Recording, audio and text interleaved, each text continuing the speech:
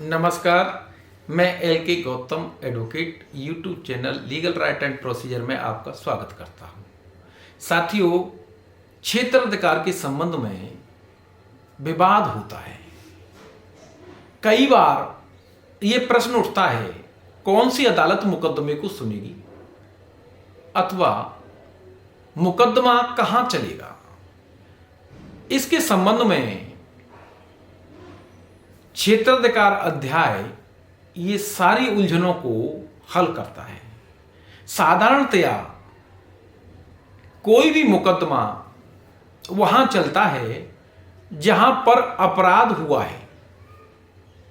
धारा 97 भारतीय नागरिक सुरक्षा संहिता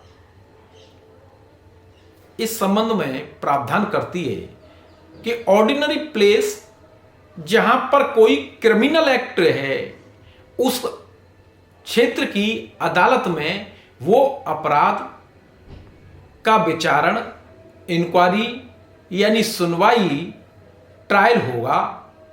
इसके अलावा धारा 198 ये कहती है कि कौन सा स्थान,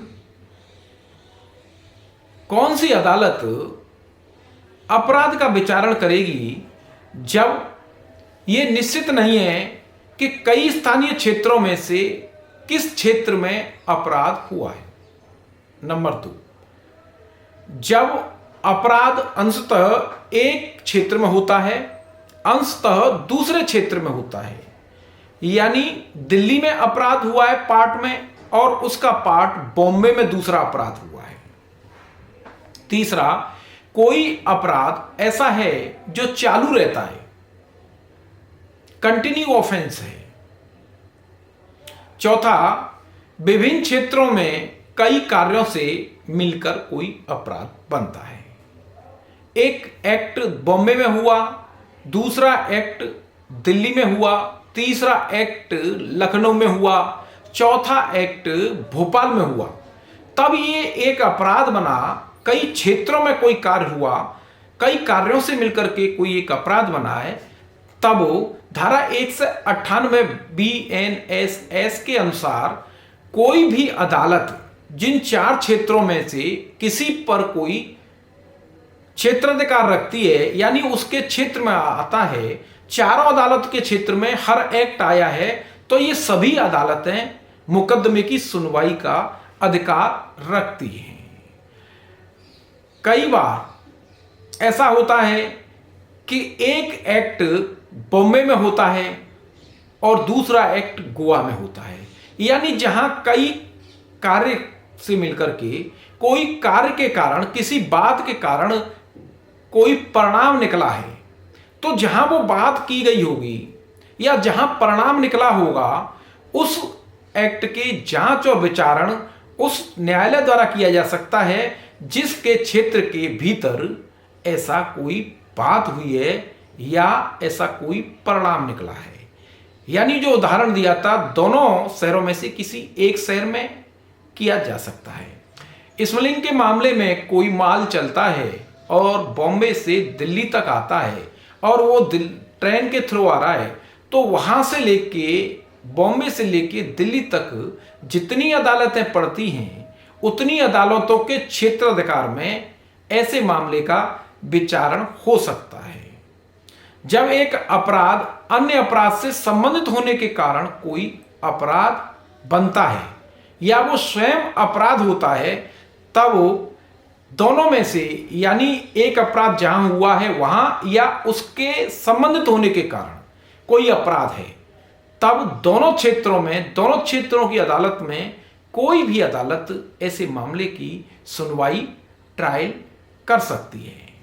कुछ मामले ऐसे हैं जो अपराध कई कार्यों से मिलकर बनते हैं, उनमें विचारण का स्थान कौन सा होगा। धारा 201 BNSS कहती है कि जहां डकैती, हत्या सहित डकैती, डकैती की टोली का सदस्य या अवरक्षा से कस्टडी से कोई निकला भागने वाला व्यक्ति के अपराध की जांच विचारण ऐसे न्यायालय में किया जा सकता है जिसकी अधिकारिता के अंदर ऐसा अपराध किया गया है। या जहां अभियुक्त मिला है। एक व्यक्ति भोपाल में डकैती डाल के लाता है और गोवा में मिलता है, तो गोवा की अदालत ट्रायल सुनवाई कर सकती है या भोपाल की अदालत कर सकती है। यानी दोनों अदालतों को क्षेत्राधिकार ऐसे मामले की सुनवाई का है। किसी व्यक्ति का अपहरण होता है, अपहरण बेंगलोर से होता है और वो व्यक्ति दिल्ली में मिलता है।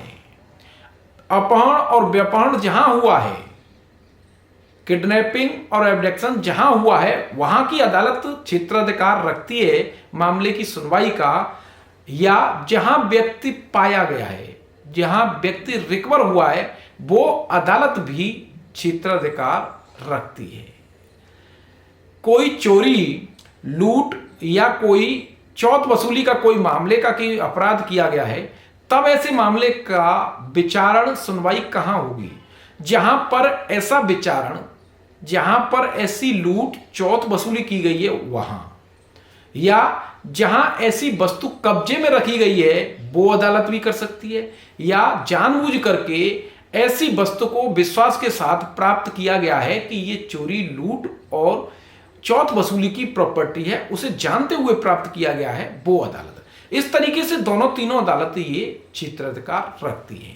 कोई मामला अमानत में खयानत का है या कोई पैसा लेकर के अपने यूज के लिए बेईमानी से प्रयोग कर लिया गया है, कोई चीज मैंने बॉम्बे में रिसीव की और मुझे दिल्ली में उसकी डिलीवरी देनी है, लेकिन मैंने वो दिल्ली में वो माल नहीं दिया है, तब ऐसे मामले का विचारण सुनवाई बॉम्बे की अदालत कर सकती है या दिल्ली की अदालत कर सकती है, या जहां माल मुझसे मिला है वो अदालत कर सकती है।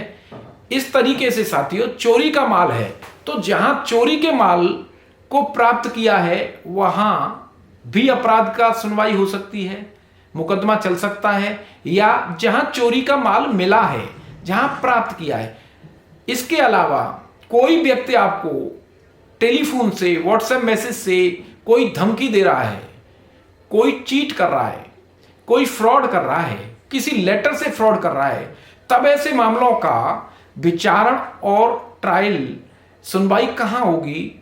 अगर किसी व्यक्ति ने महाराष्ट्र से फोन करके गोवा में आप हैं और आपको मोबाइल से चीट किया, कुछ पैसे ले लिए या कोई धमकी दी, तब ऐसे मामले का विचारण आप गोवा में जहां आप हैं वहां जहां मैसेज रिसीव किया या जहां ऐसा सीन किया मैसेज या कोई लेटर प्राप्त किया, वहां की अदालत ऐसे मामले का विचारण कर सकती है। इसके अलावा कोई जहाज है, कोई पानी का जहाज है, ऐसा जहाज जिसके माध्यम से, जिस पर कोई व्यक्ति अपराध करता है, या भारत का कोई व्यक्ति भारत के बाहर अपराध करता है, अथवा भारत के जहाज पर या पोत पर कोई विदेशी व्यक्ति अपराध करता है, तो उस अपराध का विचारण भारत की अदालत में, जहां और उस क्षेत्र से वो वाहन निकला है उस अदालत द्वारा, यहां जहां व्यक्ति पाया गया उस अदालत द्वारा ऐसे अपराध का विचारण सुनवाई की जा सकती है। इस तरीके से मैंने आपके सामने ये मुकदमा कहां चलेगा, इस प्रश्न को, दुविधा को क्लियर करने का प्रयास किया है।